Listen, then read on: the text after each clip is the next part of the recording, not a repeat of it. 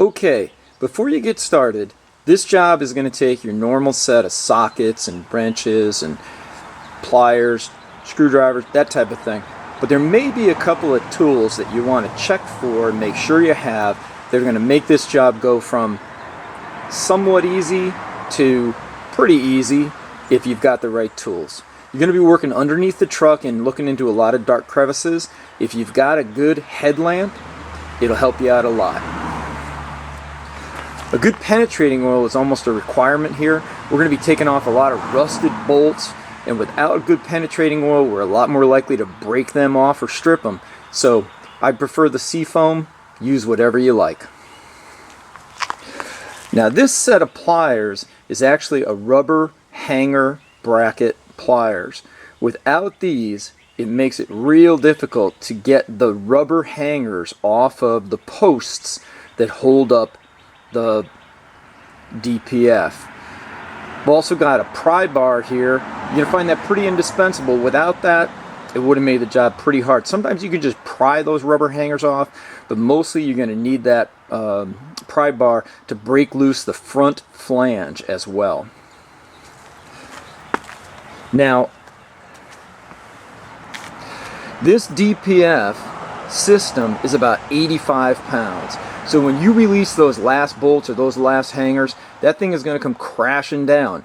And unless you're a really strong guy, I would highly recommend having a scissors jack like this one underneath the DPF so you can control it and lower it safely. And then finally, if you're ever expecting to put this DPF back on, you might want to use never seize on your attachment bolts. It'll make the job a lot easier for you when you go to take it apart and reinstall the DPF, maybe for an inspection or something like that. Okay, back in the truck now. Once we've got the tools that we need to do the job, and before we start using those tools, we need to program the vehicle. So budget enough time, because once you get that program in, you're not going to want to drive the vehicle until you've got everything uninstalled and reinstalled, whether it's an EGR system or the DPF. Now, I'm using the SCT here. This actually started life as a fuel saver, but it's actually, I sent it back to SCT. It's been reprogrammed, or I don't know if they put a board in it. It's an X3, and I was able to purchase some tunes from Bill at Sinister Tunes and install them. Now, you're gonna get, if you do it that way, you're gonna get a install me first tune.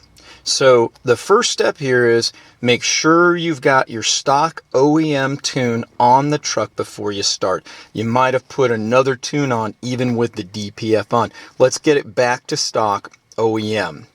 Then I'm going to come, once I'm in a stock OEM, I'm going to come here to program vehicle, custom tune, turn key on, continue.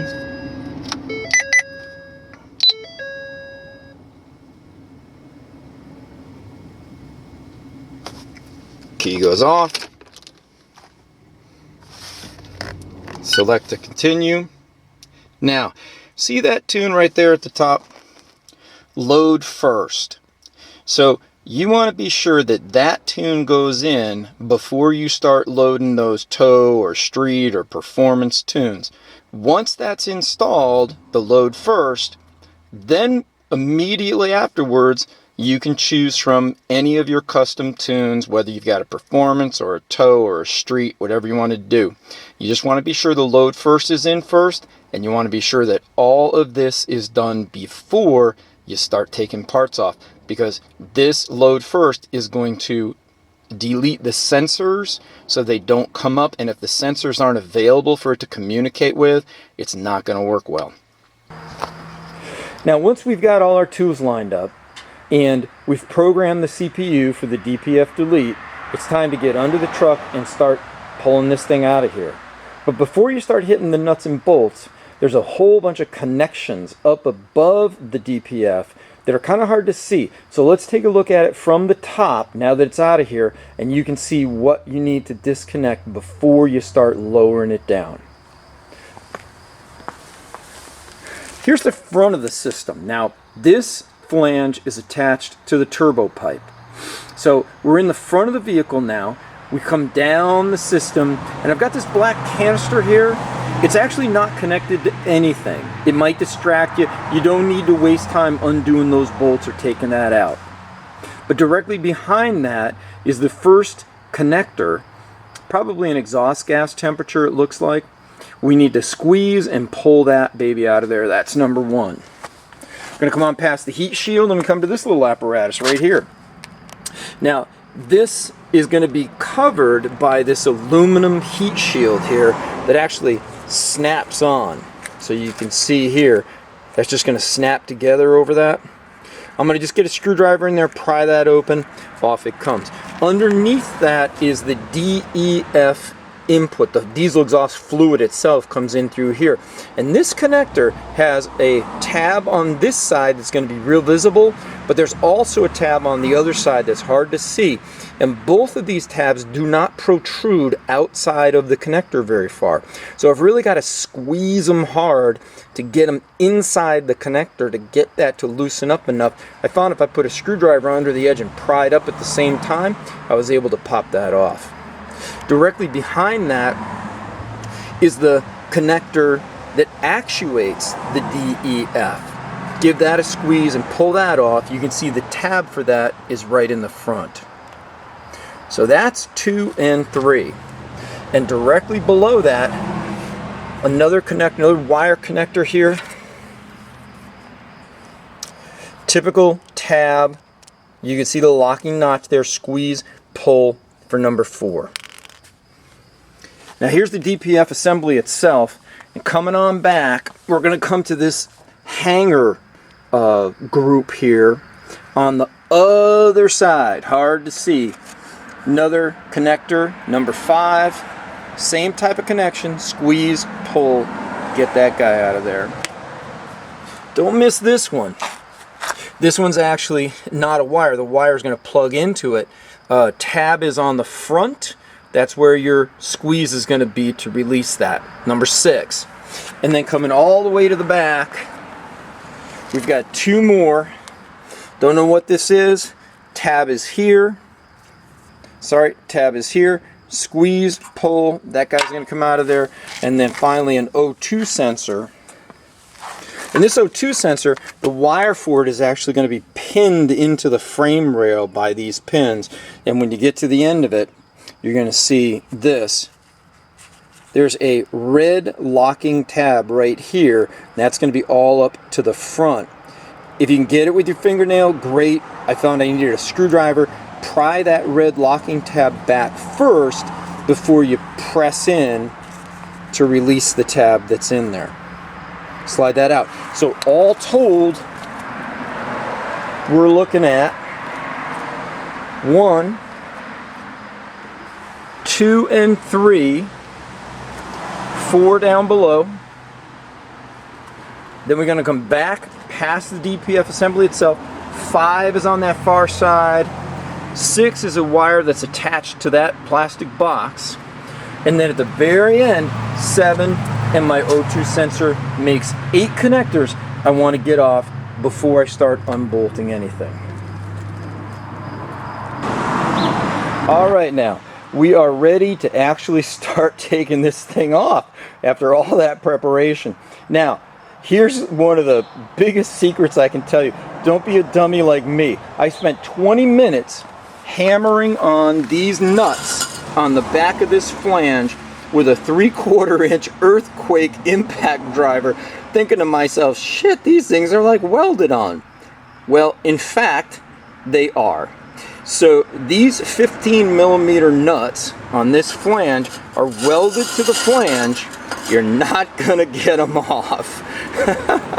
So we need to come around the front part here, and we've got a couple of bolts that are going to come in here with a 13mm head. And of course, by the time I'd soaked them so much with the penetrating oil and hammered on them for 20 minutes, I could have turned them off with a ratchet. Now this top one here, this is going to be fitted kind of like that. And that top one there's actually a hole in the frame that's going to allow you to get a extension down onto the head of the bolt. But don't forget to take the bolt off, not the nuts. All right, back here we've got 3 bolts with nuts. Now in this case, we're actually going to remove the nuts from the bolts. Now, here's a secret here. The bolts are actually press fit into the opposite flange. So we don't need to hold on to those. But the one thing that I'm going to suggest to you is don't start hammering on these with an impact like I did. Look what happened here. Now I'd soaked these in penetrating oil and so forth, but when I put a 1/2 inch impact on this and started hammering, all I ended up doing was breaking the bolt off. Yep, which you can see back here. So what I'm going to suggest to you is start with a box end wrench and just kind of work that and work some penetrating oil into it before you just start hammering on it to work that loose. And then once you've got it loosened up, either you can use a impact or a ratchet, whatever you prefer. Now, if you do something like this, like I did, the studs that are pressed into the opposite flange can be driven out. But it's a pretty tight press fit. You're not going to drive them out with that piece of pipe in the vehicle. So we're going to go back to the next section, remove the section that has the broken bolts altogether, carefully this time now, which I was able to do. And we're going to need to put the end of the flange on an anvil or something very solid and drive the pressed in stud out of the flange. And then in this case I just ended up using a standard bolt through. Not as convenient because now I had to hold the bolt from the back, but it worked fine. Okay, job's all done. We got a nice AFE Magnum stainless steel pipe in here now. And I chose just to delete the DPF and keep the stock 3.5 inch section in the back using the stock muffler, which is a small muffler. I was a little concerned about how loud it might be, but I'm actually very happy that I did that. Now really, you can't tell a lot over a video about how loud this is, but it's only slightly louder than it was when I had the DPF on there, and I'm fine with that. I do hear a lot more turbo whine, which I really like, but due to the tunes that I got from Bill at Sinister Diesel, it's a very clean tune. I'm not throwing out a lot of smoke. I have no interest in rolling coal at all. The truck is running clean. It's a lot stronger than it was. It's just marginally louder with a great turbo whine. Overall, great result.